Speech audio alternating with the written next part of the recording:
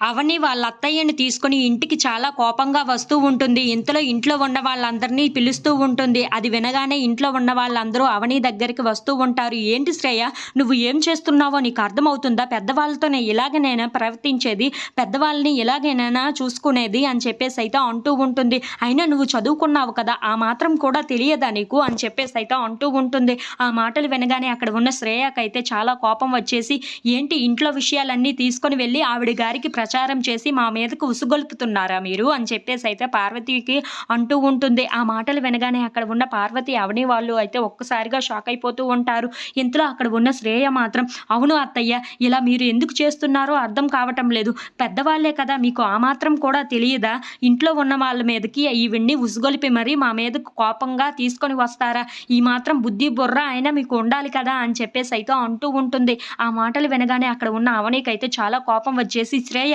అత్తయ్యతోని ఇలాగేనా మాట్లాడేది?" అని చెప్పేసైతే తన చెంప మీద చాలా గట్టిగా కొడుతూ ఉంటుంది. అది చూసి ఇంట్లో ఉన్న వాళ్ళందరూ అయితే ఒక్కసారిగా షాక్ అయిపోతూ ఉంటారు. ఇంతలో అక్కడ ఉన్న పల్లవి మాత్రం శ్రేయ మాట్లాడిన దాంట్లో ఏం తప్పుంది అని చెప్పేసైతే అంటూ ఉంటుంది. ఆ మాటలు విని అక్కడ ఉన్న అవని అయితే, "శ్రేయకి బుద్ధి చెప్పడం కాదు, ముందు నీకు బుద్ధి చెప్పాలి" అని చెప్పేసైతే అంటూ పల్లవిని కొట్టడానికి వస్తూ ఉంటుంది. ఇంతలో అక్కడ ఉన్న పల్లవిని కొట్టబోతూ ఉండగా భరత్ అయితే తన చెయ్యి పట్టుకుంటూ ఉంటాడు. అది చూసి అక్కడ ఉన్న అవని అయితే ఒక్కసారిగా షాక్ అయిపోతూ ఉంటుంది. ఏంటి భరత్ ఇలా చేస్తున్నాడు అని చెప్పేసైతే అనుకుంటూ ఉంటుంది. ఇంతలో అక్కడ ఉన్న భరత్ మాత్రం, అక్క, నువ్వు ఇలా కొట్టడానికి ఇంట్లో ఉన్న వాళ్ళని నేను ఊరుకోను" అని చెప్పేసైతే అంటూ ఉంటాడు. ఆ మాటలు వినగానే అక్కడ ఉన్న పల్లవి అయితే చాలా కోపంగా అవని వైపు చూస్తూ ఉంటుంది. "చూసావా ఏం చేశానో నేను? నీ తమ్ముడినే నీ సైడ్ లేకుండా చేశాను. నేను ఏదైనా చేయగలను" అని చెప్పేసైతే అంటూ ఉంటుంది. ఆ మాటలు వినగానే అక్కడ ఉన్న అవని అయితే ఒక్కసారిగా షాక్ అయిపోయి పల్లవి వైపు అలా చూస్తూ ఉండిపోతుంది. ఇంతలో అక్కడ ఉన్న పల్లవి మాత్రం, "నేను ఏదైనా చేయగలను, అది గుర్తుపెట్టుకో" అని చెప్పేసైతే అవని దగ్గరికి వచ్చి మరీ అంటూ ఉంటుంది.